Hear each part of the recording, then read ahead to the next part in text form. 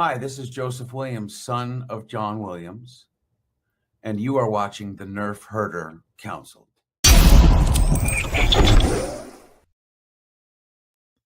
What's up, guys? Welcome to another episode of the Nerf Herder Council. I am your host, JT.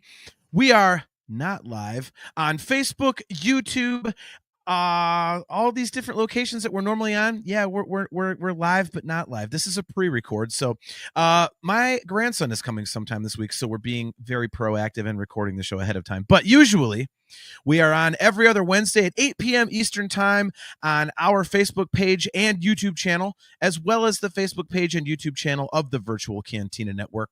If you are watching on either of those channels, for YouTube that is, please remember to click that like button, subscribe button, and hit the notification bell so that you are notified every time we go live. We are all, as always, brought to you by Audible. Go to audibletrial.com/NHC for your 30-day trial and a free audiobook download. If you would like to get customizable Nerf Herder Council swag, just go to shop.nerfherdercouncil.com. And if you would like to get some awesome Virtual Cantina Network swag, just go to tpublic.com/user/virtual-cantina. So without further ado, let me bring on my esteemed co-host. He is, of course, my brother, my best friend, AJ. What's going on? How do you like that horrible intro? Ooh, I am esteemed now. I like this. You are esteemed. I like this. You're getting all classy when you got the grandchild on the way, huh? I'm trying to class the joint up around here, man. What can I say? We'll I bring it right back down again in a minute. Don't worry about it. Exactly. Oh, the views of the Nerf Herder Council do not necessarily reflect those of the Virtual Cantina Network, and there might be some swearing on this show. So if you don't like that shit, there you go. As soon as I started talking, I was like, oh crap, we're not live. So, but whatever. So, so this will be cool. This is a movie that I was really looking forward to. And I'm looking forward to this episode because we have a special guest coming on. I was not aware that he was a big fan of the Jurassic Park franchise, but he is another amazing friend of mine, and he is my co-host on my music podcast, Talking Into Infinity. He is, of course, Mr. Brian Hendrickson. What's up, man? How are you? Am I recording live or am I pre-recorded? What am I doing right now? It's quit so making confusing. I totally botched that intro so bad. I got so flustered after I made one mistake. I was like, well, crash and burn, huh, man? We're not used to pre-recording. This is almost like practice. We never practice. We just go on live on stage and bomb every other Thursday. I was going to say, for us musicians, this is like rehearsal, which never happens. Right. Yeah, this is awesome. Brian, to answer your question, the jokes are live. They're just very old. Oh, okay, yeah. Yeah. Oh, mine are very old, especially if the source is very old. It's coming from me. But yeah, thanks for letting me come on here, man. Always kind of wanted to come on to a show, but most of the time you guys are talking Marvel, which I know nothing about, and Star Wars, which I only like a few of and still know nothing about for the most part. So you brought me on for this, which I really know nothing about. Oh, great. Well, all right. Well, thanks for coming. All right, there we go. There goes Brian. There we go. The old drop joke. We haven't done that one in a while. That's since last Thursday. Yeah, right. So, all right. So yeah, we obviously everybody knows Jurassic World Rebirth, the kind of reboot of the Jurassic Park franchise, is now in theaters. And Brian, you saw a reboot. Yeah, it kind of is, isn't it? I mean, it's the seventh movie. So yeah, it's covering the other boot. It's a sheath.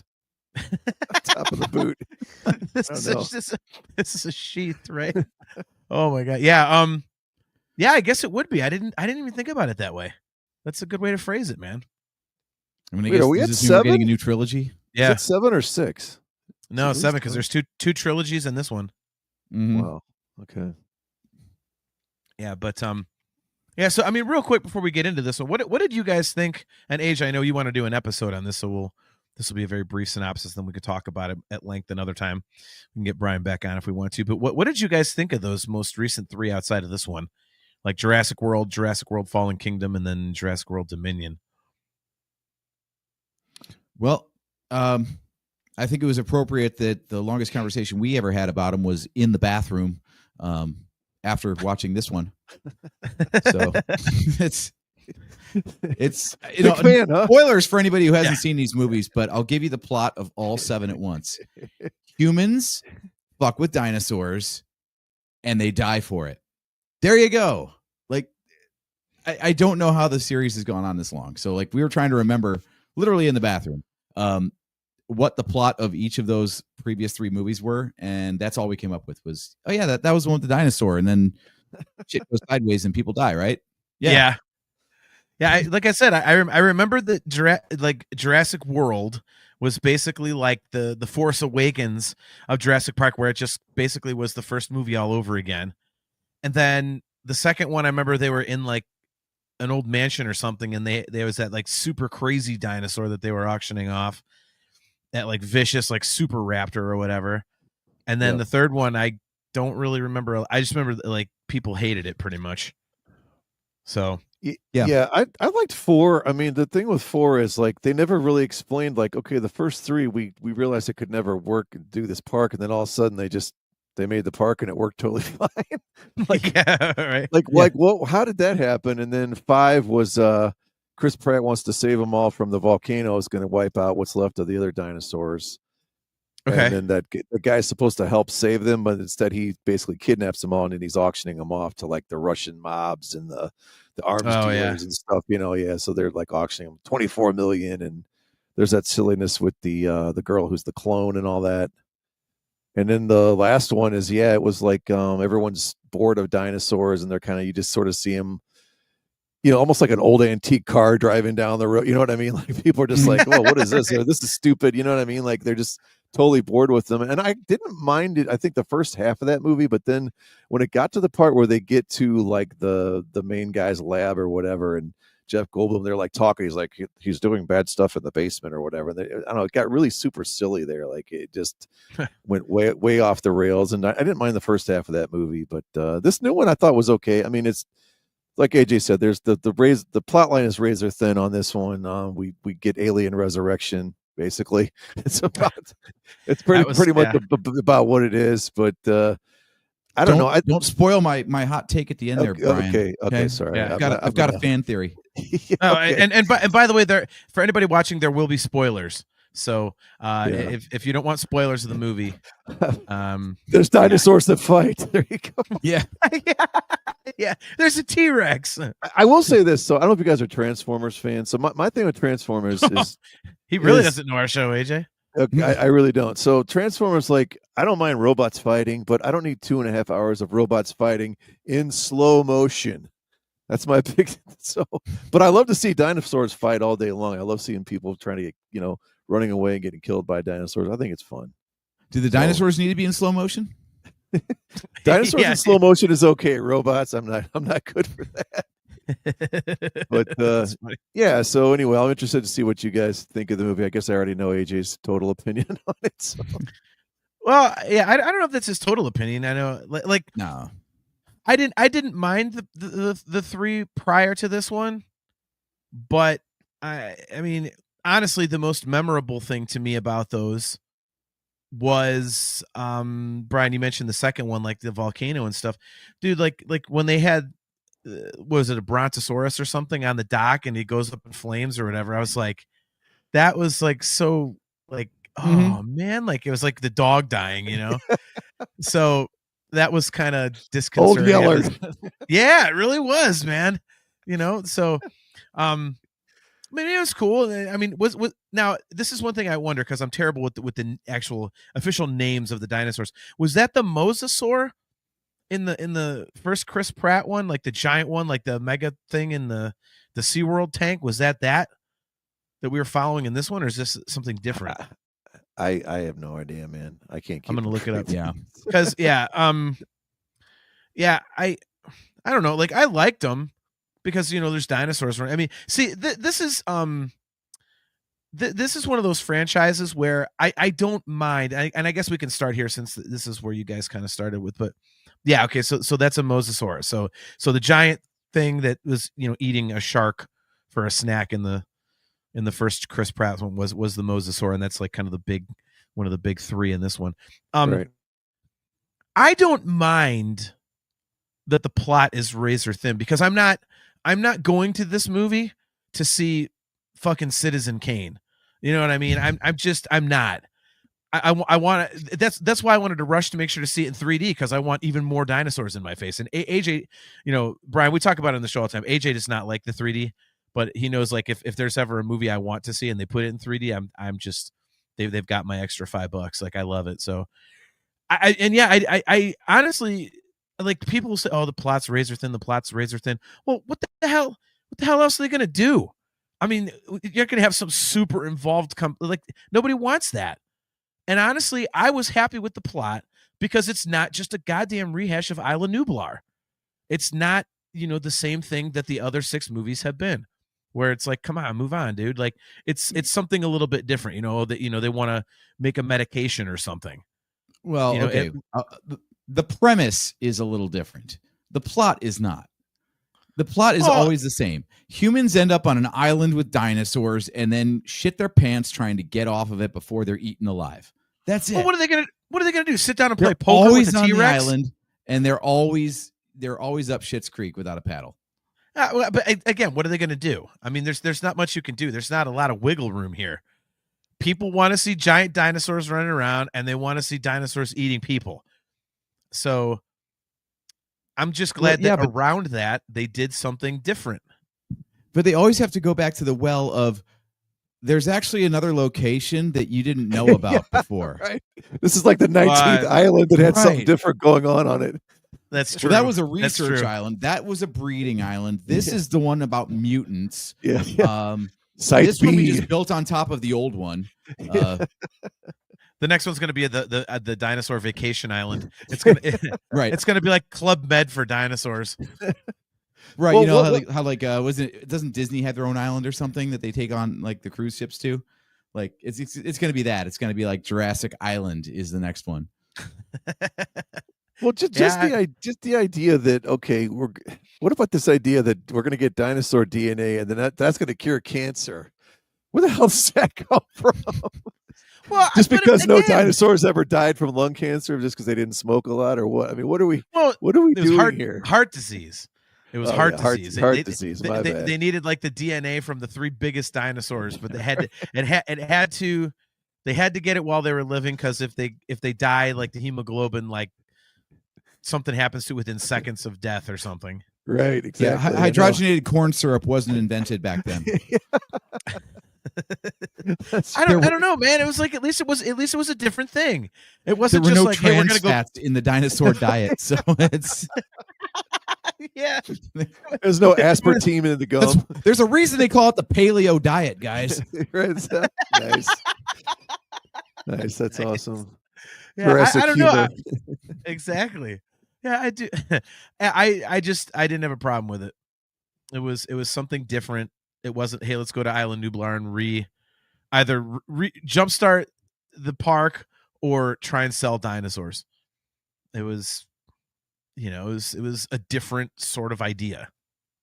So I'm with you on this. Like we said, there's only one plot to a Jurassic whatever movie, whether it's park or world or anything. So Brian, you said it with Transformers. What are you going to see when you go see a Transformers movie? You're going to see a bunch of giant, overly complicated robots fighting each other in slow motion.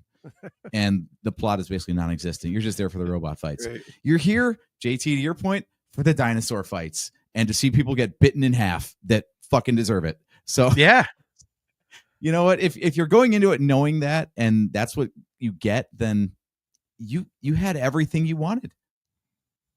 I mean, in that respect, I knew what I was getting into, and that's why I can't really shit on this movie too hard, because like I said, that's exactly what I was expecting, and that's exactly what we got. Well, do you think it's just a matter of how many of the people are going to die, and then in which order? But the way that they look now and the way they're so integrated, to me, just blows my mind. Like the first one, I think still kind of holds up, but then you see now how they're so fucking real looking to me. I mean, I'm just like, you feel like you're literally. That's why I kind of like with John. I like the 3D, man. You feel like you're right there, but the technology's come so far since he did the first one to be able to make this look and just interact so seamlessly. That's true. Yeah. But if we're gonna get all cinematographic, whatever, for a second, I think the first one still has a bit more like tangibility to it because there were some practical models in there. And I'm not like, oh, if it's CG, it's always fake and it looks bad. But the camera in the first one, I feel like moved much more traditionally. And as soon as you get CG involved, then you can move the camera anywhere you want. Yeah. And then you get some like unreal camera moves that just, they look photorealistic, but something in your brain is like, I know that's not real. I know a camera didn't make that move because no camera can move like that. Right. I'd never see this stuff like you do. I don't know. I'm just like, who dinosaur? Like you're I mean, Brian, it's true. Like I don't know. He notices all this stuff, like, in Star Wars. Oh, they totally filmed that on the volume and all these other things. I'm like, what? All I saw was two guys kicking ass with a lightsaber. Like, what the hell are you talking about? Like, well, like in the first one, you got a lot of shots, especially like when the Brontosaurus is first introduced, where it's out of frame. It's just too big. You can't fit Dr. Grant in the foreground and the Brontosaurus in the background. It's just too friggin' huge. Right. But since they've gone to digital, and even though that was a digital dinosaur, Steven Spielberg, I guess, just used like more realistic camera framing or something. So the dinosaurs seemed like bigger and more majestic because, they're too big to fit in the frame. That's a very realistic thing that would happen instead of being like, well, we managed to get it all in the shot this time. Like, okay, but you really wouldn't if you were there and just, oops, a dinosaur popped up, So what you're saying is in a movie about humans resurrecting a 65 million year old species and several of them, you want realism. Is that what you're saying? Yes, exactly. Jesus Christ. Wow. Well, Brian kind of feels the same way, I'm guessing, because the dinosaurs over his shoulders. He's like, that dinosaur wasn't purple. Why would they make a purple dinosaur? That's not real. That's not real.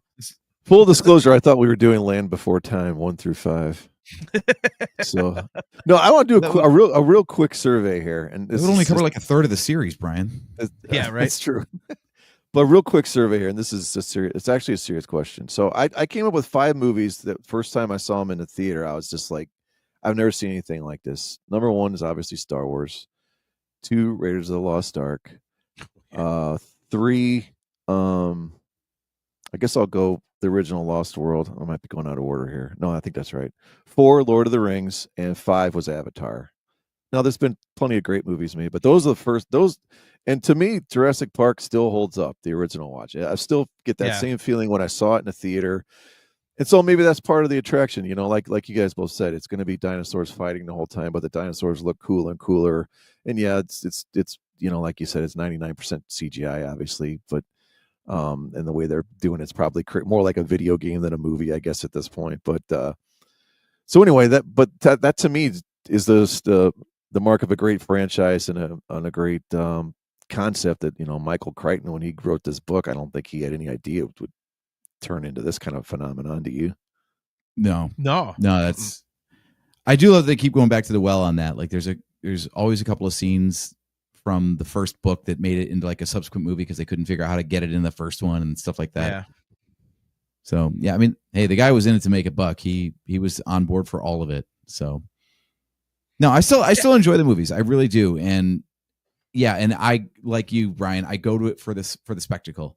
So as much as I'm picking apart like the cinematography and stuff, one of the things that I've got to say is like there was never a point, at least it wasn't the fault of the movie, that anything looked fake. Now, JT, to your point about 3D, Miranda pointed this out to me. She's like, there were some scenes that just looked like green screen. And I was thinking about it, I'm like, I didn't notice that, but when you go for the 3D conversion, you instantly, what do? You separate different layers of the shot and give it like different depth of focus to create that 3D effect, right? So you have instantly basically created a green screen effect on purpose to get that 3D look. So when you're cutting out your foreground from the background, which is exactly what a green screen comp is, like I think 3D actually hurts the realism of the shots because you're making it look deliberately fake. I can't argue with that. I just, to me, the effect is cool. Like I actually have on Blu-ray, they released a 3D version of the original. So when I watch it, I've got my 3D glasses on, and it's like the original in 3D, and it's just cool because it's just to me it's like the 3D effect is like just more of a good thing. And I guess I instantly go into movies knowing it's all fake. Like if I was going to go into it and I'm watching a documentary about the making of the Terminal Tower, I'd be like, "Oh, this is, okay, well, this doesn't look very real." Like, but no, I'm watching dinosaurs, or like, if, like Avatar, like Henderson, mentioned Avatar, like Avatar, you have to see in 3D. I mean, that is just like you're in that world. So, I mean, I get what you're saying, but I think that, again, for me, I just like the fact that it's more of what I went to see. And so in this one, I like that they play it up. It's like, okay, you want giant dinosaurs, kicking ass. Well, here's giant dinosaur in your face kicking ass. Like, I like that. I like it a lot. So it's something that I enjoy. I mean, I collect those Blu-rays, for God's sake. So, I've got like 50 or 60 movies in 3D down here in my man cave. So it's true. It's true. So as paper thin as the plot is, can we talk about the characters a little bit? Sure. I can't wait to see such as they were. No, Brian, you seem to be the most positive of the three of us on this movie. So what did you think about the characters? Well, they're about as thin as the plot as well.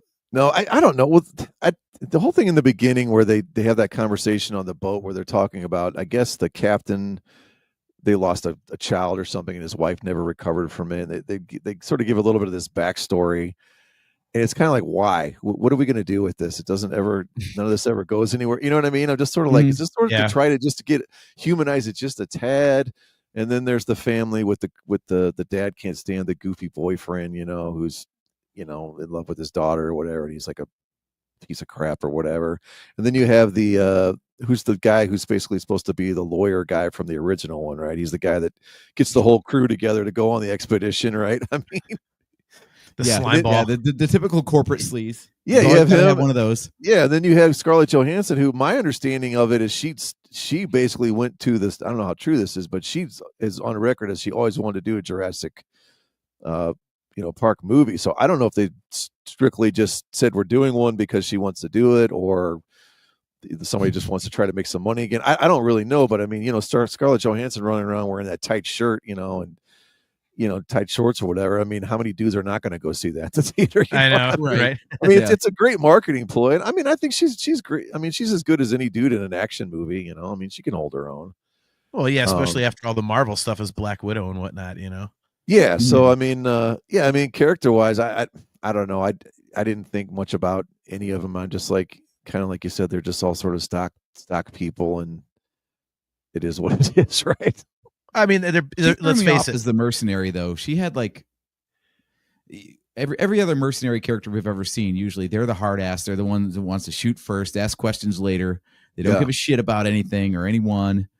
And she was the one trying to be like, no, we got to go back for these people. People matter. I'm like, wait, you're the hired gun. You're supposed to have like no conscience. Well, I thought it was kind of like the feminine version in a way. You know what I mean? Like.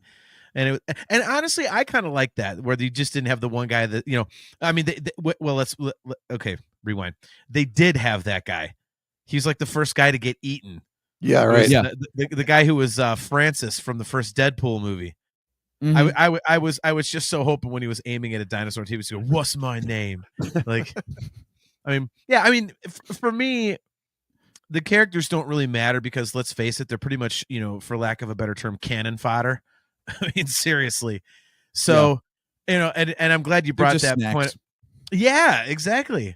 And I'm glad you brought up, Brian, about that scene where they talk about their backstory a little bit. That was the only part where I was like, well, this is kind of shoehorned in. It kind of felt like a third of the way to the movie that David Koepp was kind of like, we better give these people something to make them seem like kind of humans instead of just like Lego figures marching through this movie. But yeah, I don't really care. I think honestly, and this is going to be dark, so get ready for some, typical JT. I love when the unexpected happens crap. But with these characters, I mean, it's kind of like this in every movie in a way. I mean, others have had better, you had the love interest between Chris Pratt and Bryce Dallas Howard and stuff like that in the previous trilogy, stuff like that. Obviously, in the first movie, you had the kids and that one. But I mean, that one's not that's the gold standard. But just once in these movies, I want somebody who's like really good to die. Like the little girl, she escapes. I was like, it'd be awesome right now. That's the one you want to die, the little girl? Jesus. Dude, horrify the crowd. Yes. Yeah. Dude. I agree. I agree. At this point, you've got to shake up the formula. Yeah. Dude, it's like, I mean, Brian, I don't know if I've ever told you this, but I'm on record as being one of the world's biggest fans of the ending of The Mist. And everybody hates that ending. I love it. I absolutely love it. Yeah. I love it. It's like the darkest, most horrifying thing ever. And I'm like, yes. And everybody else is like, oh, but that's so dark. And I'm like, it's Stephen King. What the hell? You can't have a happy ending every time. Like, you got your happy ending. The damn movie ended. They closed the fucking, the fucking other dimension, whatever. But he had to shoot a couple of strangers and his own son to get there. Like, okay. Like, so in this one, when the little girl gets through the bars near the end and she has to run across to the master switch or turn the power on or whatever it was, how about have the D-Rex, which we'll get there. How about have the D-Rex come down and munch the shit out of her? Leave Dolores alone. Leave the cute little dinosaur alone, but I mean, even by Jurassic movie standards, like the amount of dumb shittery that the plot safe characters get away with. Like, I also wanted the boyfriends. I mean, even just Dolores. Okay, so this little girl gets this little baby dinosaur, clearly not on its own. I mean, unless Mama died or something, there's a big ass friggin' dinosaur looking for her kid right around the corner. And she's just like, oh yeah, come up and sleep with me. I'll go to sleep with you. No, that thing should be like gnawing on her face or something, just like instantly be like, yeah, that's you don't befriend a wild dinosaur. Well, now there's another plot twist. They could have the whole Dolores storyline, but then right at the end, like they could have Dolores actually turn on the little kid and do that. Just like maul her. Right when you think Dolores is going to help, it's like, no, Dolores sees another dinosaur and is like, oh yeah, that's my kind, and turn around and just bite her face off or something. I mean, even the previous 3 movies at least acknowledged that, like, okay, Blue is a character and is a quote hero character. Still dangerous as shit, though. Chris Pratt knows not to fuck around with Blue. Right. Yes.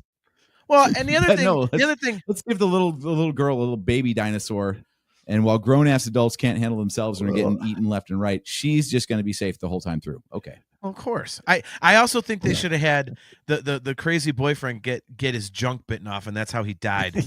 Like, because he's out there taking a whiz in the jungle, and all of a sudden the raptors come up on him. But then the pterodactyl comes down and kills the one, and I kept thinking, well, there's another raptor out there. And I'm like, okay, well, where's this other one? Because then it's not like the scene ends and he's like all relaxed. No. He it stays on him for a while. I'm like, oh, is that other raptor gonna get him? And you don't have to show the thing like in full view of the camera. Just have it be clear that something came up from the front of him and basically, chomped him in the wiener, and that's how he dies. I think the most unrealistic thing about that scene actually was the fact that the dude was able to start peeing then stop. That's the realistic. We've all seen Dumb and Dumber. Yeah. As a man with whose prostate outsizes the rest of his body, that is impossible to stop. I will tell you right now. That's awesome. I'm picturing Jurassic World 8. Okay, I've already got a title: The Wrath of Dolores. So it'll solve AJ's dilemma. Yeah, there we go. About the dinosaur being too nice. We just discovered. We were wondering what the D in D-Rex was for. It's Dolores. Yeah, exactly. Oh. Go ahead. So I was going to say, I did find out, I had to look up what the D-Rex, what D did stand for. And it doesn't stand for... No, I thought the same thing. No, it's Distortus, which I thought they could have been a little more original than that. But yeah, Distortus Rex. And it does have 4 legs and then the 2 little PP T-Rex arms. So it's actually 6-legged. Ah, yes, Distortus Rex, the dinosaur so strong they had to make the cage out of unobtainium. The Storos Rex, That's perfect. That's perfect. it was a design found for the late great Dimebag Darrell for one of his pedals. They just noticed in the back of an old amplifier. Dolores Rex. Distortus, nice. Distortus Lex or Rex. Oh, man. Oh my The god. the other thing I liked, and if you guys remember, this is a callback to 3. So, and I don't hope I don't offend anybody. We have a token captain here that we had in 3, and we have in this one. It's like we don't want to go out and spend the money to get Idris Elba. Let's, for the second time we did one of these movies, let's get someone who's kind of like him but not as good. Right. The poor man's version. Yeah, the poor man's Idris Elba. We did it in 3. Let's go ahead and do it in 7 also. Yeah. they spent all their budget on Scarlett Johansson. Yeah. Maybe Hollywood was tossing the guy a bone. They were like, we thought you were going to be busy with Blade, but since you're not. Yeah. Since that ain't happening. Yeah. I mean, AJ, did the characters bother you that much? I honestly, I didn't think about it. I mean, no, they didn't bother me that much because, like I said, you know what we're getting into with these. You know that the kids are safe. They're never going to kill the kids. And, well, there really was nobody in the family side of things that was going to be a goner. Maybe the boyfriend. Yeah, I thought he was going to lose it, but yeah, at some point. But otherwise, yeah, you knew that it was all going to be. It wasn't going to be anyone too famous. So, sorry, ScarJo was safe the whole time, guaranteed. Right. Spoiler alert there. Yeah, and like everybody else was basically cannon fodder. So it kind of went down exactly as we expected.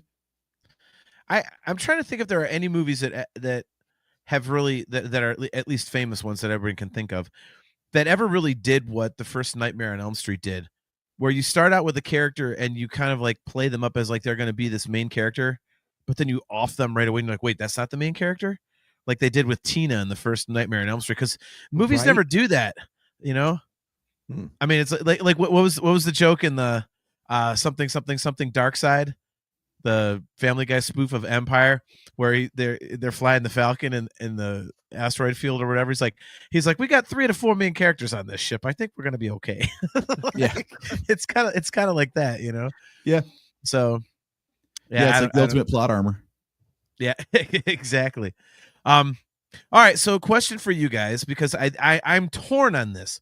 And by the way, real quick before that, AJ, you said that Brian's the most positive about this. Dude, I really liked it. And I'll definitely go see it again if I can. I thought I really enjoyed it. I thought it was a really fun movie. I got exactly what I wanted. For the parts that were kind of cheesy, I didn't care. So I'm very positive about it as well. One thing I'm torn on, I don't know if I like it or if I don't, was how the whole thing got set up. Because we know that the moral of this movie is don't be a litter bug. Yes. So, what were your guys' thoughts about how this whole thing started with the damn Snickers wrapper? Well, you're not yourself when you're hungry. We know that. So I think it just reinforces the marketing message of you need to eat a friggin' Snickers and just we definitely need to talk about that later, but that's right. So Brian, what do you think about the how it all started? I mean, good, bad, like I don't know. Does this really count as a spoiler show, by the way? I mean, we're so vague. We just talk about things as though people know what we're talking about without actually saying what it is. So they always start like the worst spoiler ever. You know, the Barbasol can of shaving cream gets dropped and it's stuck in the mud, and that I mean, everything just leads to something else. I don't know it. Again, how are they gonna? Okay, just to go back real quick. The best thing about this movie is it took the bad taste out of my mouth of the last 45 minutes of the last movie. Once we got going here, I'll put it that way. And I guess I don't care how we got there, but it always starts with, okay, it's almost like the alien thing. The big things comes from small beginnings, right? They're sort of milking that whole premise. I mean, that's what they're doing. Okay. What about you, AJ? My issue wasn't the Snickers wrapper gets sucked into the vent and, fries out a vital system. It was the conceit that people are bored of dinosaurs. Yeah, that's right. We'd never get bored of dinosaurs if it was real. I could totally see in a world And they acknowledge, like, in real time, they say it's been 32 years since dinosaurs came back. So, okay, fine. So humanity has adjusted to dinosaurs being alive again. But we still go to zoos, right? Like, are we sick of lions and tigers? No. So Yeah, true. I could totally see, like, natural history museums that have, like, fossils on display being kind of passe, because now we can just, like, see real ones instead that are alive. But to just say, like, oh, dinosaurs, those things are boring. Hell no, they're not boring. They're the coolest friggin' animals that ever lived. And now they're alive again. That makes them even cooler. Yeah. So, oh yeah, we had to start making mutant dinosaurs because no one really came to our theme park that had the regular old kind anymore. Please, come on now. All right, that I didn't think of it that way. I'll give you that where the story is concerned. I just think with the way it started, I was kind of torn on, because I'm like, I you know me, AJ. I tend to, like, I very rarely have an opinion that's like 100% super, super strong, like me and Purgle and stuff like that. It's like, I'm like, yeah, I really don't like this, but I can kind of see why the other side, and I think this Yes, was, you're so nuanced in your opinions. Oh, shut up. But we have a podcast, okay? You're either for it or against it. Take a stand. Whatever it is, I'm against it. Was it the fact that it just said Snickers on it? Like, let's just say, no. Like, what would have had to get sucked into that vent to cause this chain reaction to not annoy you as much? And see, that's the thing, and we'll get to the product placement in a minute. But for me, it was like, okay. On one hand, I'm like, all right, well, how are they going to set up the fact that this kind of all hell breaks loose all of a sudden type of thing, But on the other hand, I'm like, so you've got this like $1 trillion research facility where you're actually creating mutant dinosaurs, but a fucking Snickers wrapper can just destroy the whole thing, right? Like that, it's like I almost wanted to see somebody sitting there like after all hell breaks loose, and he picks the wrapper out of the shit and goes, "Oh, we didn't think of this." What this? You're a Star Wars podcast, man. Isn't that the whole thing of the Death Star? Like, just one little thing placed, the exact perfect way. Yeah, but takes out the whole damn thing. But that's a thermal exhaust port, and that's what it is. But the engine. That's what it is. Someone from InGen probably designed this facility, and they were hoping to take the whole place down. So they programmed in a vulnerability to candy bar wrappers. See, there you go. See, Brian, he's right. I was just about to say, in the Death Star, that was done on purpose. So that was just created. This is corporate espionage. We just cracked the case. Okay, no, I'm cool with it. I'm going to take a. All this talking is making me thirsty, guys. I'm going to take a drink of my beverage here. All right, get it. Nice. I can't even see what's on it. That's perfect. Oh, product placement, Taco Bell. Product placement, Taco Bell. Nice. Sponsored by. Oh my god, that was AJ. Like, I'm sorry. Like, what if it would have been a Charms blow pop that got stuck through there instead? Right. Like a Twinkie or so. I don't know. Like I said, it wasn't the product placement per se. It was just the fact that I'm like, really, a Snickers wrapper does all this. But the product placement. Brian, have you ever seen the movie Kung Pao Enter the Fist? Yes. Don't you remember at your house after the Dream Theater? We were watching. You can walk it back even farther, dude. Wayne's World. Come on now. Well, but I was just as soon as I saw like a number of different products, I immediately went to Kung Pao, like product placement Taco Bell, product placement Taco Bell, and I was like, it was a little off-putting. Usually that stuff doesn't get me, but it was like every time they had like food or a drink or something, it was like, hey, look at this Pepsi, or look at this like fun room. I'm like, oh, come on, dude, really? You can at least try and cover it up a little bit, like. So that was slightly off-putting. Oh man, drinking a Heineken again, huh? Yeah, I do love my Heineken. That is true. Speaking of talking into infinity, a Dream Theater centered podcast on the CMS network every other Thursday. Oh, sorry. Go ahead, guys. Oh my god. Yeah, that for some reason was a little much for me. I was like, and I don't know why. It doesn't matter at all. Here, dude, again, and I know it sounds like I'm joking with the Star Wars thing, but with this, I'm not joking with the Jurassic Park thing. It's the very first, one of the first things that Malcolm says It's like you do one little thing and you mix these two worlds, so you get the modern technology. I understand it's a candy bar, whatever, but it's man and dinosaur things that are separated by 70, 65 million years, and the smallest little thing, fucks it all up. And you should know I this too, like because that. you're a big Stephen King fan, right? Remember the JFK, was it the 11/22? Yeah, What's that I'm book actually in the called? middle of re-listening to that. Yeah. Yeah, so I love the book, saw the movie, but that whole premise, what's the famous line in there, that's the thing about the past, it doesn't want to be changed, right? Yep. It's like I love that line. Like I think of that line like a few times a month. I just, because it's just the littlest things coming together that aren't supposed to come together, or that do, and you fuck everything up. And that's kind of the premise to me. No, I like that. That's a good way to phrase it, man. Like, and see, now it makes sense to me because it does throw back to that comment from the original movie.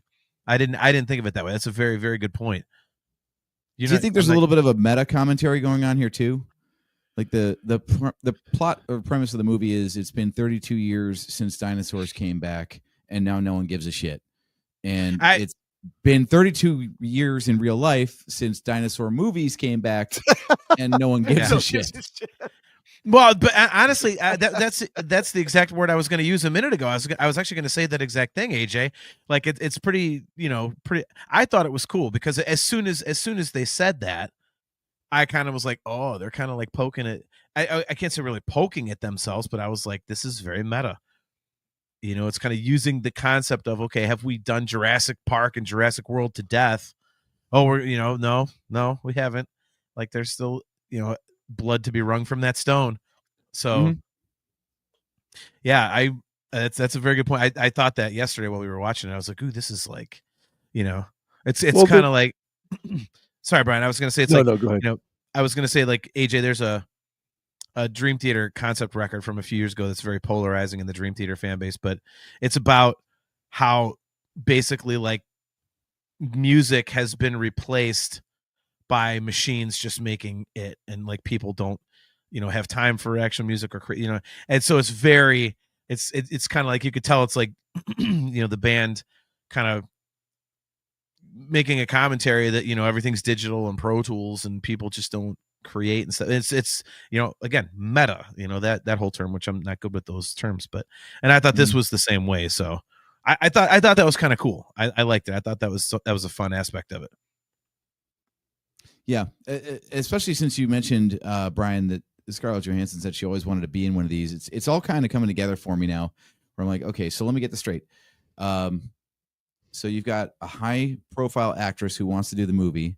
You've apparently got Frito-Lay signed on for a shitload of product placement, an M&M Mars company. So we've got corporate sponsorships. We've got an A-list actress, and we've already done 6 of these things anyway. We know how to crank out dinosaur movies at this point on the relative cheap. So yeah, okay, let's just have AI write the script at this point. Like, yeah. I enjoyed it, but I don't think any of this was exactly like groundbreaking stuff here.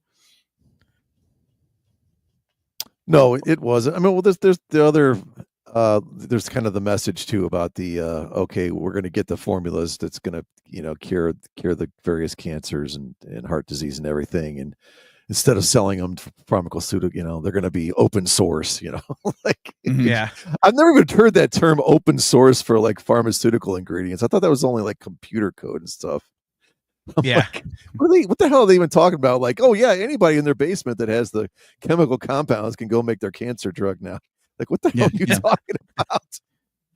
It's going to end up like Mentos and Coke with half of these people. Right. Yeah, all those basement pharmacies out there, they're going to be curing cancer for us now. Exactly. Curing heart disease. I don't think that whole open source thing is just, I don't know, that was a little bit goofy to me, but whatever.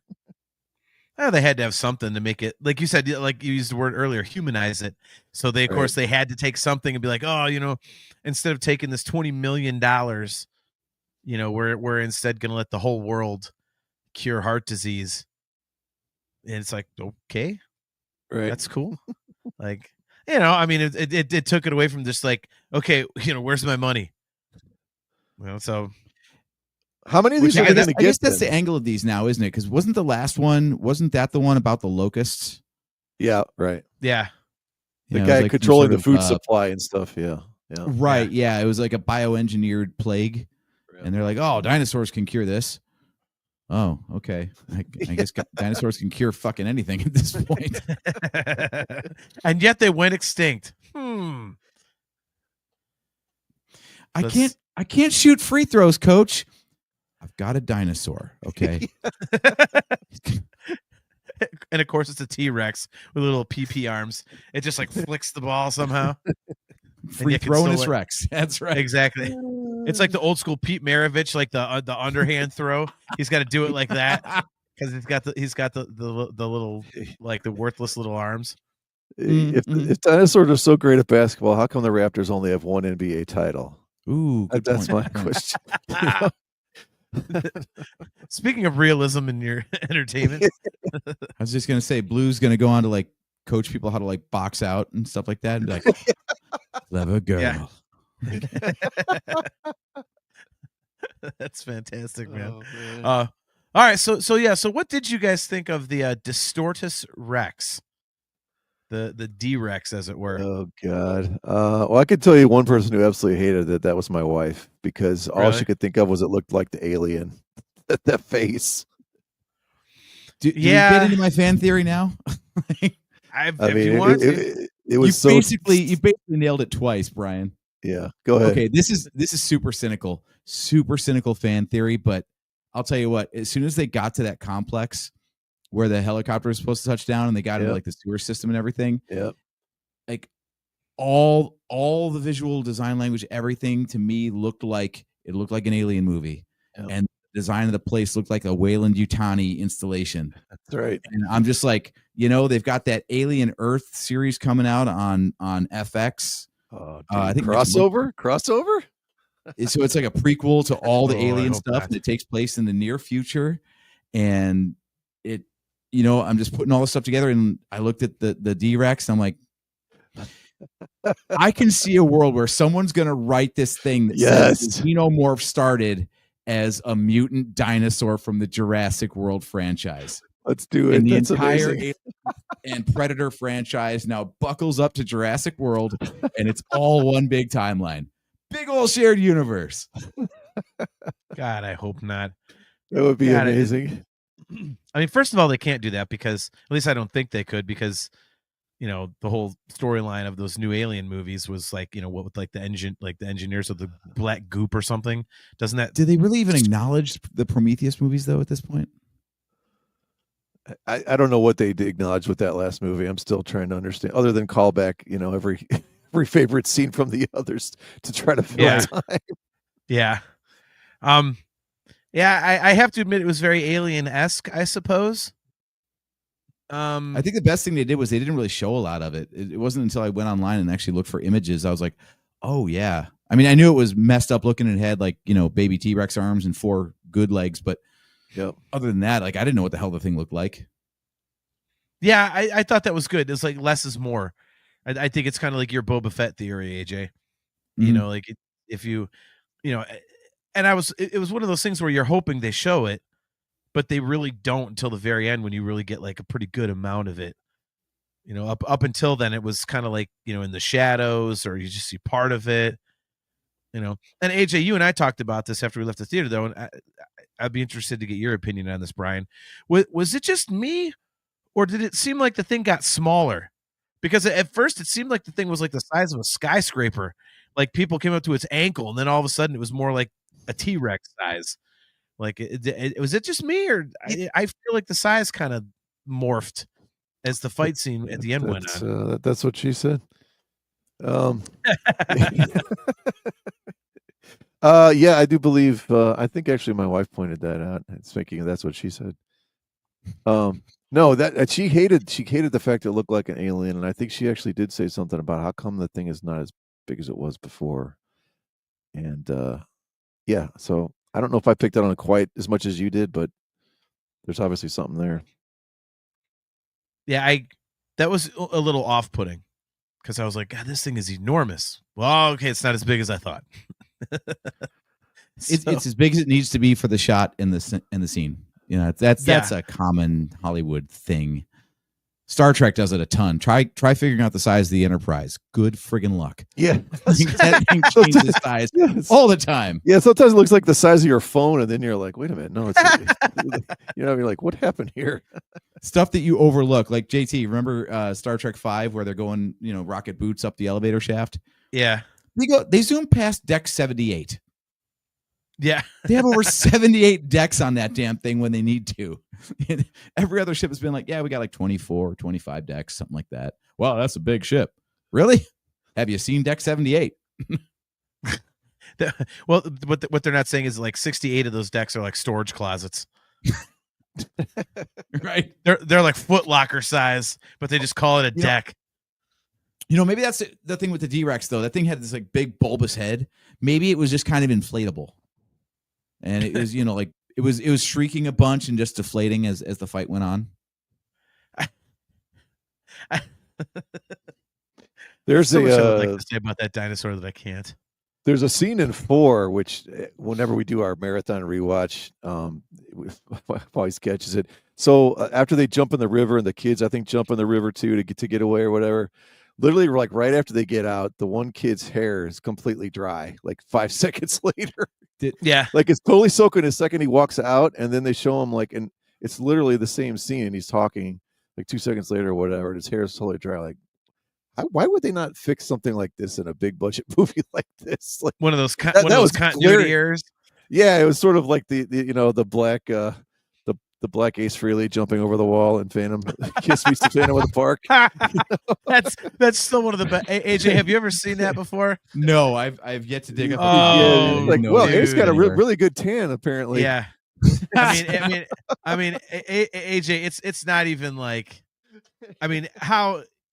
I get it. It was like 1978 or something, but how somebody watching that like immediately couldn't go, okay, that's not Ace Frehley. Like it's funny you mentioned the getting out of the water and being dry like 2 seconds later, because that I thought that exactly in this movie with the river raft and everything. Like, all right, some things are just basic that you need to track, and right. if you're dripping friggin' wet, you're going to be dripping wet for a while, especially in the humidity of the equator. Yeah, exactly. Yeah, right. Like they should have been making so much noise and sloshing around, and yeah. That's one of the things that kind of bugs me too sometimes. But again, it's a Jurassic World movie. You're not really in it for the ultimate. Look, the way that those people were ping-ponging off that rock face trying to rappel down. Yeah. I was like, damn, dude, I have been rappelling, and I have slipped from like 6 inches away from the wall and damn near knocked myself out. Right. These people just wham right into that thing from like 40 feet away. I'm like, okay, you'd be dead. Yeah. But sure. Yeah. You mean something like this, AJ? the black Ace Frehley. That is what I see white face to me. Yeah, well, believe me, when it's in motion, it is not. There is no questioning what you're seeing there. Oh, man. Excellent for our audio viewers, of course, to be showing the picture. But we have to have a rewatch, man, where with the three of us watch Kiss Meets the Phantom of the Park. We would all fall over dying laughing doing that together. I would love it because I've never seen it. Dude, you gotta see it, man. AJ would love it, man. It's so bad. I've seen like little clips here and there online, but I've never seen the full thing. So they dub in all of Ace's lines, and it's basically it's almost like he's like a New York, like almost like late 50s comic. And I was like, whoa,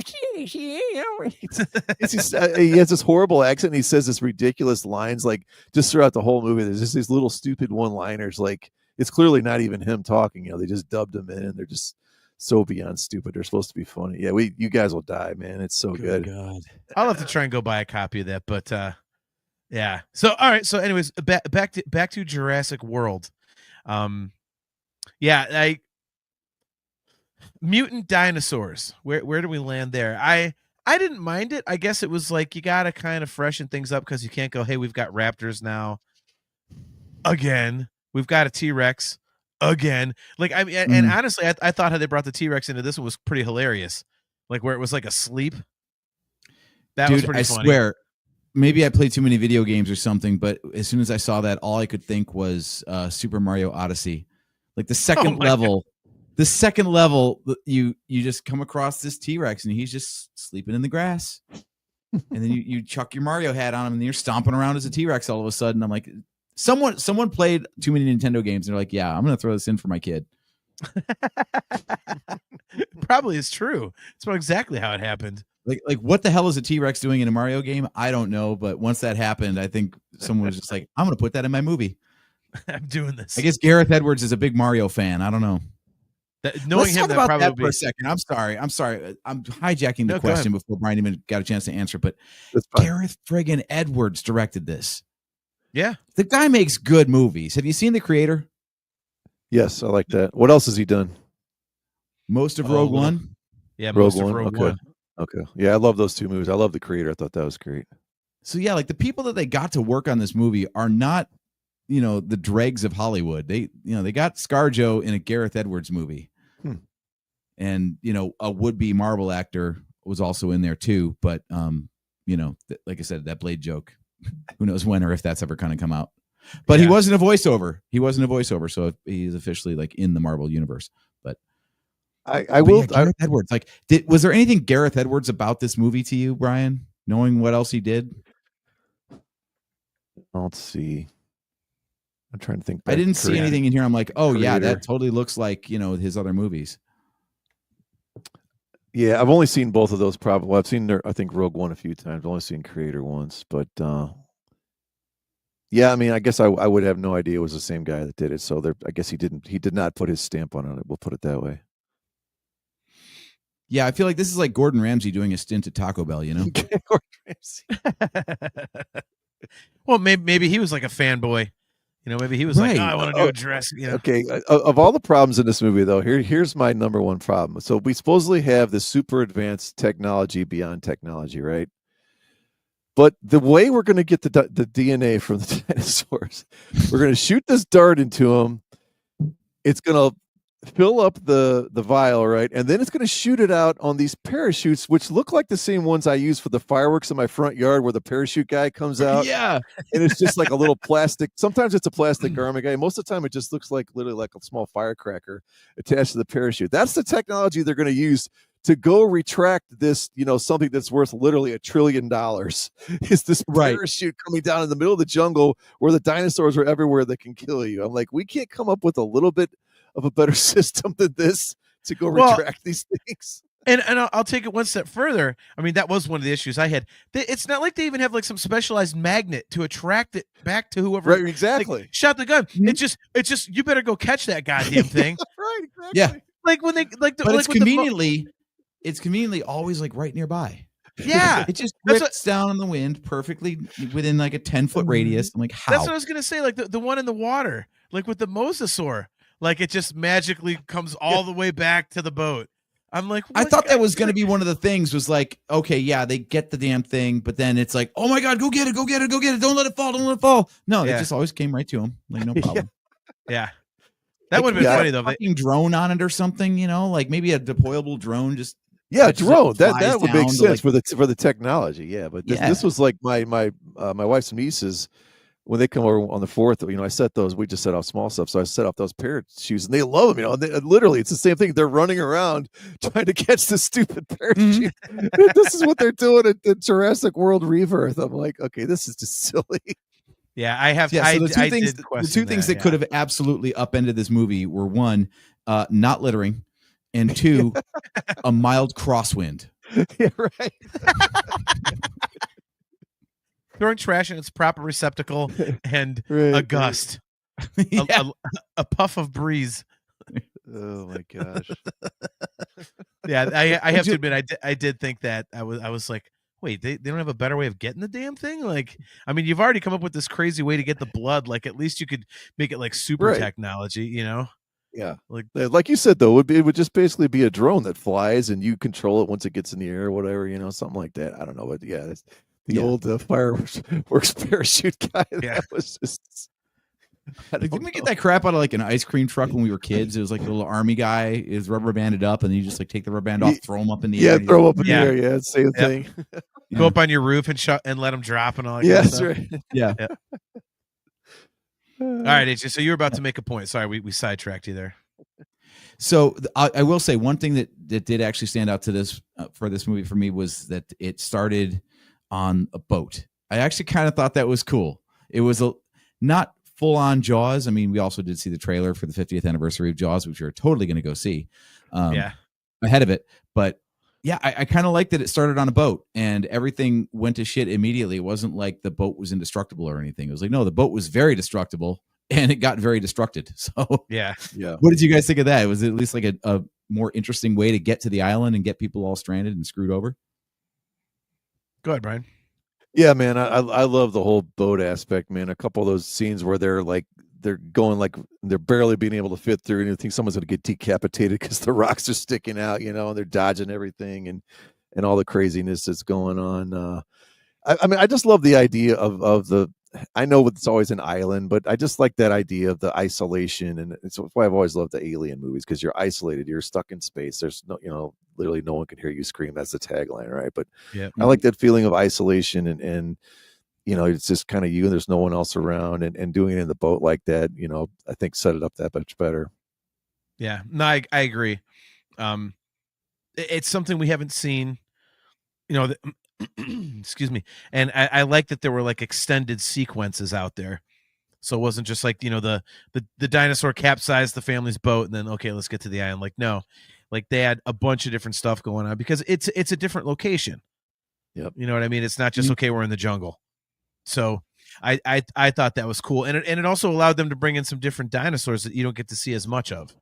So I thought it was smart to bring, the mosasaur into it a little more, because everybody in the first Jurassic World was like, holy crap, look at this thing. And that, of course, that's how they, the mosasaur is the quote unquote good guy at the end, eating the T-Rex or whatever it was. Yep.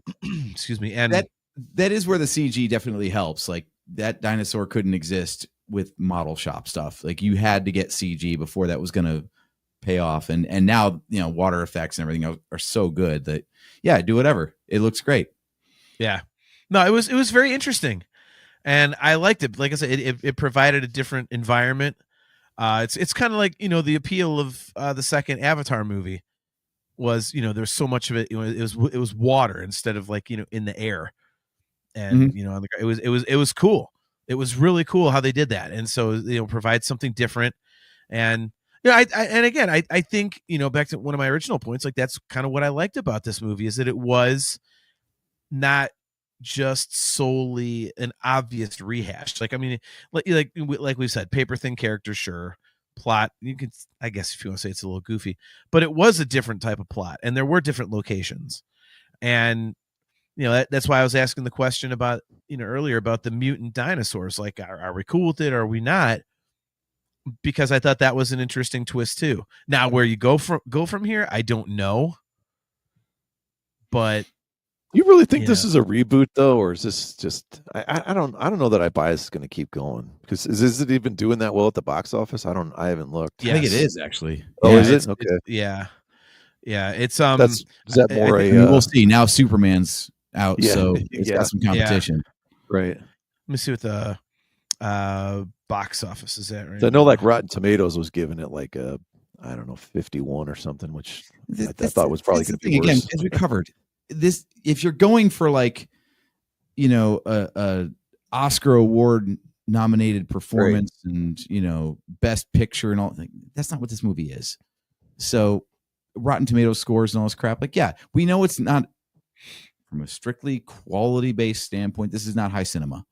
So if all you're going by is like Rotten Tomatoes scores and IMDb ratings of movie critics, it's going to get review bombed. Where can we go, though? Can we go back to the beginning of how the technology first started to do this, and all of the fits and starts to try to get them to the island in the first place and control them? Is that a viable storyline, or is it? It's going to be razor thin as it is. It's just the same thing. Because you know how the first one starts with the guy getting attacked by was it Triceratops or whatever it was? No, it was the raptor, I think. Was the raptor in the cage? Okay, yeah. Well, I mean, They have not gone the prequel route. That's what I'm saying. But the question there becomes, like, what are you going to do for a prequel story, because the dinosaurs don't exist? So it's Right. like, where's the intrigue in that? You know, what can you pull out of there to, you know? I mean, the only thing you could really do is, like I say, like, they create them, but they can't control them. So a bunch of people die, and then they finally get control. Like, otherwise, I don't know what the hell else you could do. Guys, don't worry about it. It's a connected universe, okay? Now that Predator knows that dinosaurs are on the planet, you know they're gonna hunt. I want to see this. Oh, T-Rex versus Predator. Let's go. Let's fucking go. Can we just have the D-Rex just annihilate the Predator in like 5 minutes? Have it be like a short film, kind of like the Baby Huey or whatever the hell it was cartoon at the beginning of Roger Rabbit. Right? Just do that. Just have him decimate the Predator and then get on with the new Jurassic movie. Like, enough of this crossover crap. I hate those things. I always thought Alien versus Predator was such a terrible idea. It's just, well, it was a comic book long before it was a movie. Well, see, do whatever you want in comics, I guess, because that comic books are meant to be as goofy as possible. But those damn crossovers completely just destroyed the allure of the Alien to me. The Alien, like, you know, Brian was mentioning, is just like, it's isolation and it's terrifying, and, you know, it's basically this like perfect organism, as they say. But now it's just running around, farting around with predators. It's like, shut up. You know, enough. You see, now you're hijacking onto a different topic, because I Predator 2 had an alien skull in the trophy room. Alien vs. Predator was not invented for the Alien vs. Predator movie. It was an Easter egg in Predator 2. So really did not know that. Yeah. Yep, it's in there. Well, it's in plain view too. It's not exactly hidden. But that was back when, you know, people didn't dissect things like this. It was just a little it's like putting R2-D2 in the wreckage in Star Trek 2009, where ILM was just having fun with itself, basically. And they put ETs in, you know, the Senate in episode 1. Again. Yeah. Not because they were trying to imply that, you know, there's a crossover event going to happen, but right. It is what it is. No, I think that I don't think this franchise is done. And the only reason I say that is because this did not feel like a finale. If they were trying to wrap up and put a nice little bow on all the dinosaur movies, this didn't do that. So I think they're just going to keep making them like Transformers movies. They're just going to keep making them until there's no money to be made in them. They'll find some way to write another script. And, you know, now they got mutant dinosaurs, so I guess we'll get more mutant dinosaurs in the next one. I don't know. Well, and that's one of the things that I was wondering, like, where does the story go? Well, they said that all the dinosaurs are like constrained to like this belt of the equator, right? Because they can't really survive outside of these conditions. What if they could? Well, but then you're getting into the whole, you know, they're escaping the zoos or whatever type of thing. I mean, is that what you're going to do? Is have basically, like, you know, you had the end of the second one where, you know, it escapes the boat and goes rampaging to, was that New York City or something like that? Like, what, are you just going to have a whole movie where it's like, you know, dinosaurs running around on Fifth Avenue or something? I mean, I don't know. Is that plausible? Is it viable? There's only 2 ingredients to this entire formula, JT. There's humans and there's dinosaurs. And there's only 2 ways that it happens. Either humans go where dinosaurs are, or dinosaurs go where humans are. And they've gone to where dinosaurs are a lot more. So if I was forced to write the next one, I'd figure out a way to get the dinosaurs where the people are. Well, you know what? I would send those fucking dinosaurs to that little girl's school. That whole school is going down. They're all snacklets. They're done. That's snacklets. Nice. There's the dark plot we were looking for. That actually, can we just send them, like, just make it really, really, really like hugely social commentary, and just like send them to like the House of Congress or something? I've got it. Crossover saves the day again. Okay. You know how in Alien 3 they wiped out Hicks and Newt because an alien egg stowed away on the ship? That's right. So maybe dinosaur egg was on the boat. Dinosaur egg hatches on mainland. Now we've got new mutant dinosaurs on mainland. There we go. Done. It all ties up nicely. It explains Alien 3. It's perfect. I like it. I'm telling you, we got Predator, we got Alien, we've got Jurassic World. It's all right there, man. Cash, money. You're missing one element, Planet of the Apes. We got to figure this out. All green. Caesar and the apes come flying in and everything. That's right. Riding on the pterodactyls. Exactly. All the major franchises get in here, you know. Okay, we are laughing our asses off, but who wouldn't pay money to see that as a complete Oh, God, I would. cacophony?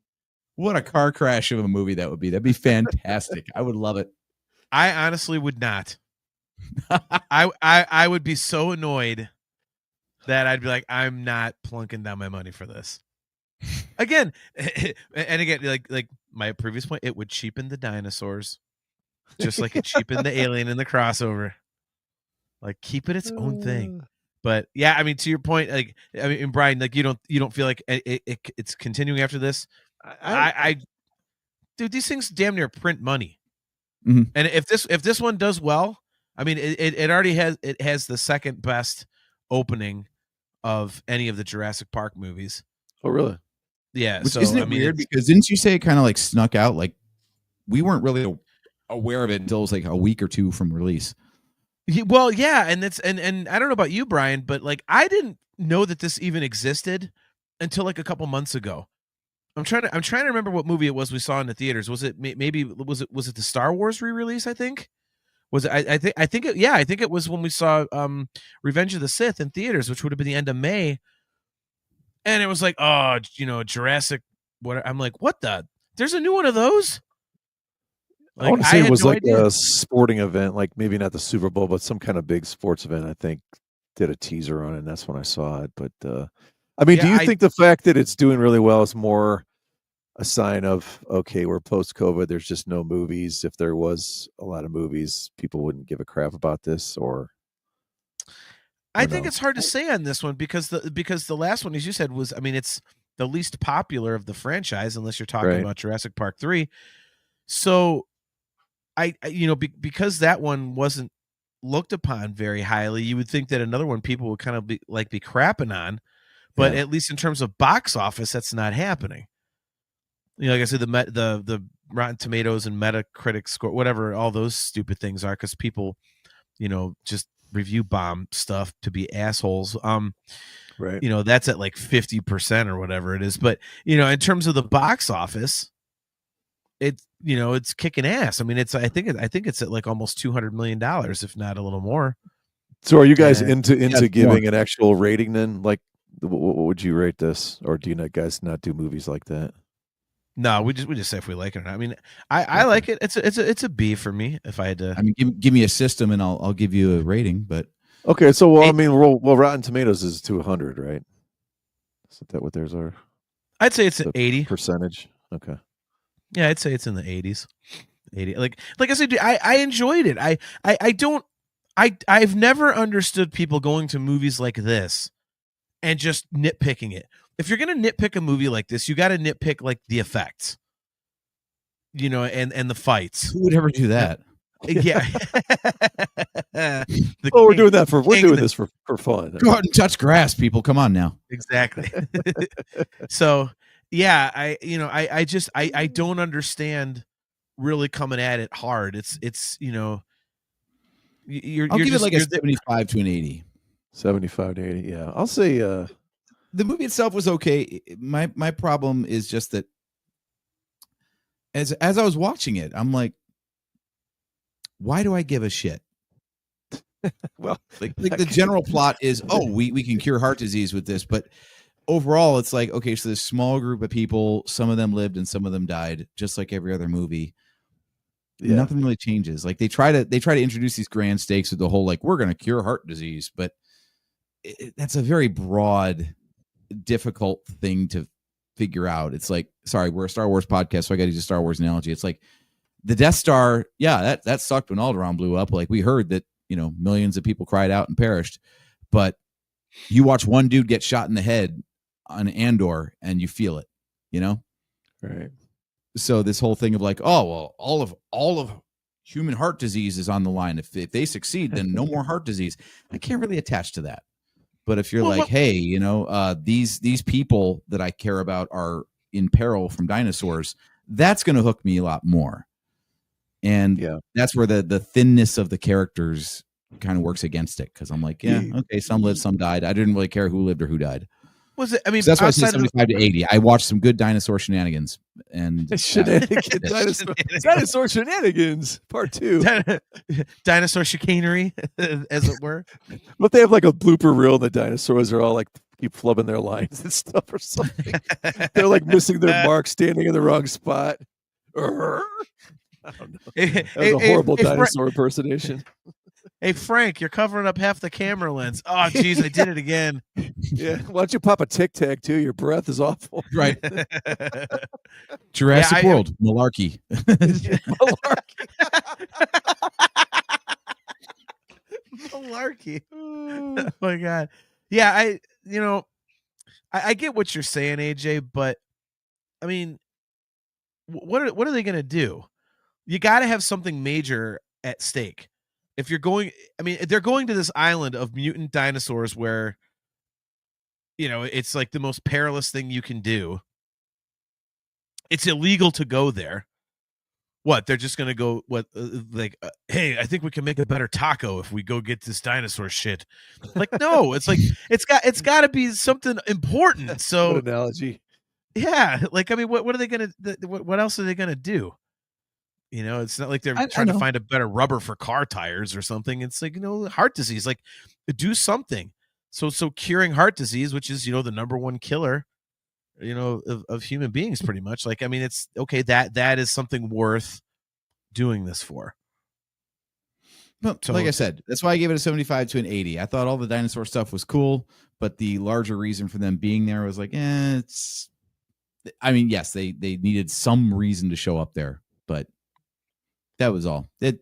So anything involving people kind of sucked. Anything involving dinosaurs, pretty good. Well, I mean, to that point, do you guys think they can ever come up with a story that actually will have that emotional weight to it, like the first one? Are they ever going to be able to recreate that? No, it's not possible. I don't think. I don't think it's impossible, but I think and they have to. It's Jurassic, whatever. Jurassic Archipelago, Jurassic Island, Jurassic World, Jurassic Park, dinosaurs in space, Jurassic meteor belt, whatever. Please no. Hey, we're getting towards Jurassic X at this point, so you never know. Oh God.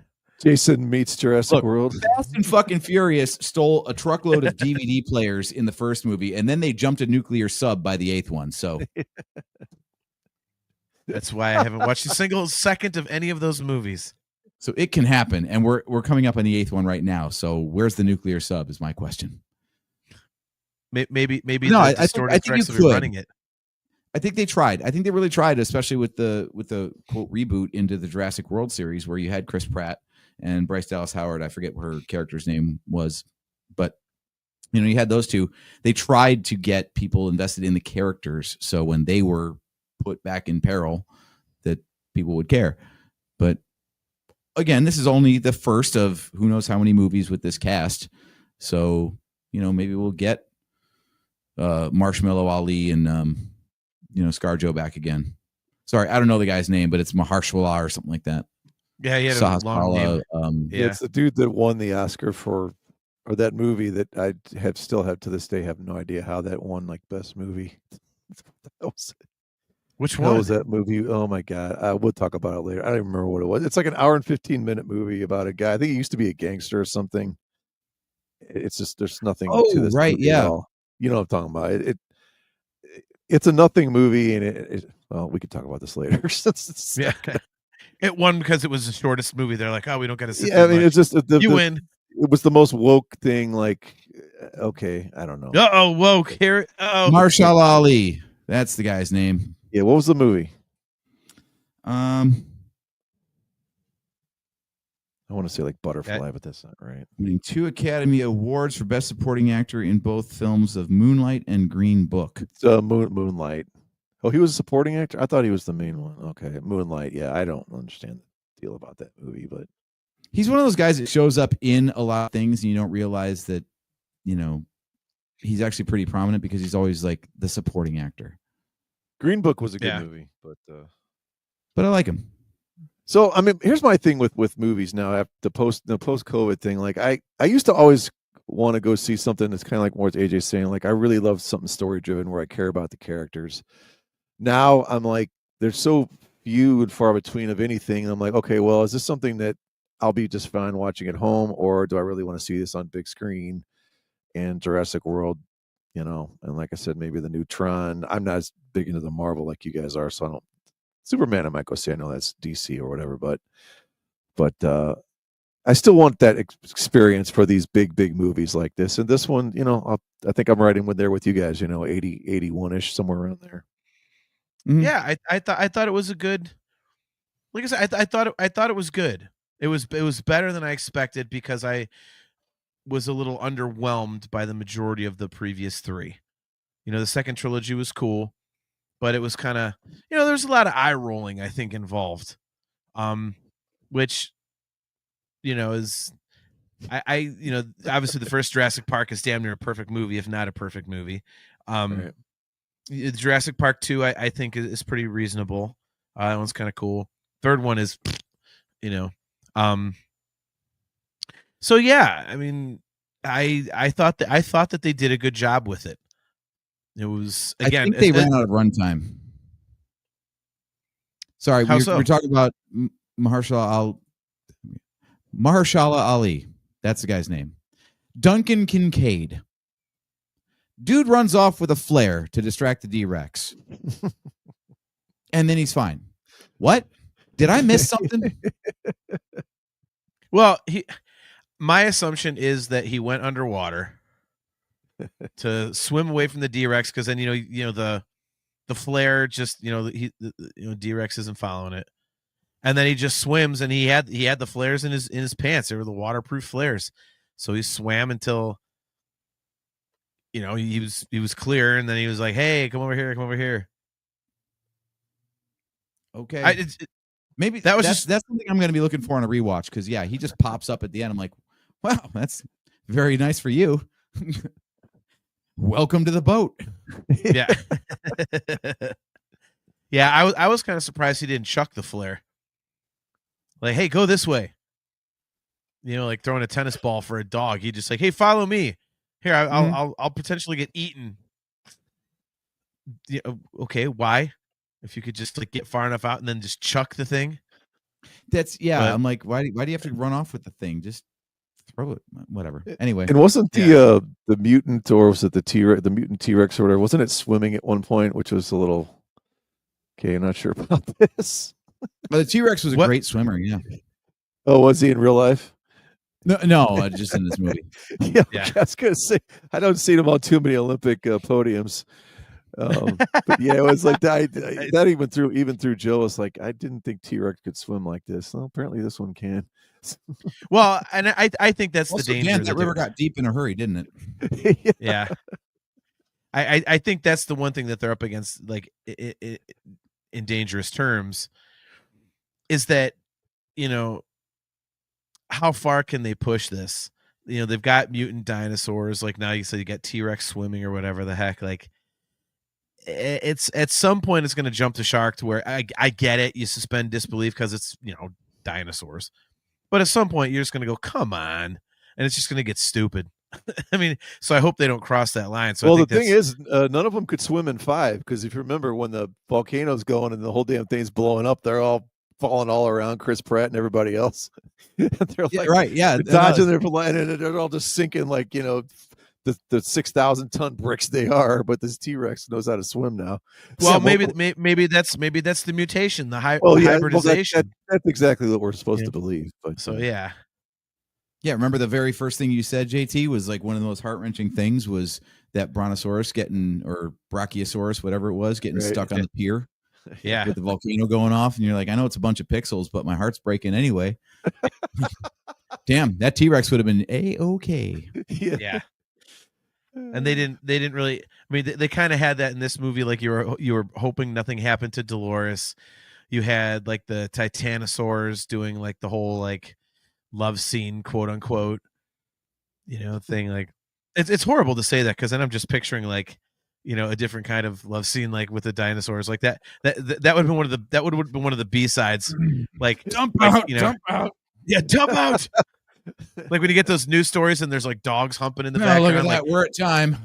And thanks for tuning in another episode of the Nerf Herder Council. Yeah. So, but yeah. All right. Well, you know what? On that note, why don't we close up shop? We're at almost an hour and a half here. So, final thoughts on Jurassic World Rebirth. Brian, you go first. I love when these kind of movies come out in the summer because it gives me something to look forward to. Like I like to see a good 2 to 3 in the summer. And this is post COVID. Before COVID, I was like 5, 6. Because you did just have an endless list of blockbusters coming out. But yeah, just a great fun summer movie, man. I recommend anyone who's a fan of any of the others. I think this blows the last one out of the water, no pun intended, based on location and everything. I'm gonna also, real quick, I'll put this number.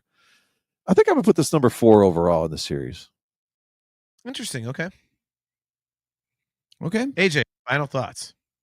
Well, first thought, Brian, you just have to save this for off air. But I'm curious to know, what the 3 are ahead of it. I don't know if it's all the Jurassic Parks before the Jurassic Worlds or what, but that should be interesting. But we're trying to get out of here, so we're just gonna have to save that for later. Maybe that'll be a little tease on social. Ooh. So my final thoughts. I'm gonna echo a lot of Brian's sentiments, though. I love that this is a summer blockbuster. It's a popcorn flick. It's not high cinema. It's not high art. It's a bunch of dinosaurs getting crazy, and now even the dinosaurs themselves are mutants. So you're just taking a wild plot and making it wilder.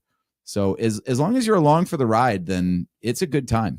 And I think the graphics are great, and I did enjoy it. It's our job to poke fun at things and poke holes in it here and there, but it's a good time. If you know what you're getting into with a Jurassic movie, then this is going to scratch that itch just fine.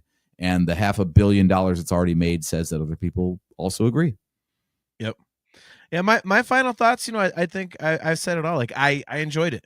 I was pleasantly surprised, I guess is the best way to describe it. I went in expecting to not like it that much. I was just like, if I see some dinosaurs, cool, but the rest I'm probably going to be like, pfft. And that was not the case. I really had a good time with it. As I think more about it, I like it more and more. So I'm excited to see it again. And, again, I like that they tried something different and it wasn't too cheesy. As much as we joke about, a Snickers wrapper, ruining the whole damn world. It was interesting. I thought it was cool. The whole heart disease thing. I know you didn't like it. I thought, okay, well, you got to do something major to make this important. Like, why are you going to this illegal place where, dinosaurs are mutating and all this kind of stuff? So it was fun. Use a good term, popcorn flick. And I just had a great time watching it. I really liked it. I would recommend seeing it in 3D if you can. And again, I give it a B or a score in the 80s, however you want to look at it. So yeah, very, very fun movie, dude. I was very pleased with it. So I hope the other movies I'm going to see later this year, which we will be talking about a few of them on the show after they come out, particularly The Long Walk and The Running Man. We may talk about. I want to talk about them, but it depends if you give a crap. I just think it'd be good because I've read the books and I can compare. So there we go. Lots to talk about there. So, Brian, before we get out of here, man. Thank you very much for jumping on the show. It was awesome to have a crossover episode here between Talking Into Infinity and the Nerf Herder Council. Yeah, thanks a lot, guys, man. I really appreciate talking about, again, one of my favorite franchises is probably Alien is one, and this is 2. I know that's sacrilege to say on a Star Wars podcast, but No, that's how I rank them. And yeah, thanks a lot, guys. Appreciate it. Yeah, no problem. So that'll do it for another episode of the Nerf Herder Council. Thanks for tuning in, guys. We'll be right back here in 2 weeks. It will be Wednesday, July 30th at 8 p.m. Eastern Time. As always, guys, we are brought to you by Audible. Go to audibletrial.com/NHC for your 30-day trial and a free audiobook download. If you are watching on our YouTube channel or that of the Virtual Cantina Network, make sure to hit the like button, the subscribe button, and hit the notification bell, so that you are notified every time we go live. If you'd like to get some awesome virtual Cantina Network swag, go to tpublic.com/user/virtual-cantina. And for the best customizable swag in the galaxy, of course, you go to look for the Nerf Herder Council stuff, and that is at shop.nerfherdercouncil.com. So until next time, guys, I am your host, JT. He is Brian, and he is AJ. Wish John a very, very happy and congratulatory time on socials at Dog Pound Jedi, because this man is going to be a grandfather the next time we come on air. That's true. Crazy. Yep. I can't fathom that. I know. Family edition coming any day now. So it's we're a little excited around here. So thank you for mentioning that. And I've gotten some really kind words from fans of both of my shows so far. So thanks to all of you for that. And again, guys, we'll be back here on Wednesday, July 30th at 8 p.m. Eastern time. And until then, guys, we will catch you later.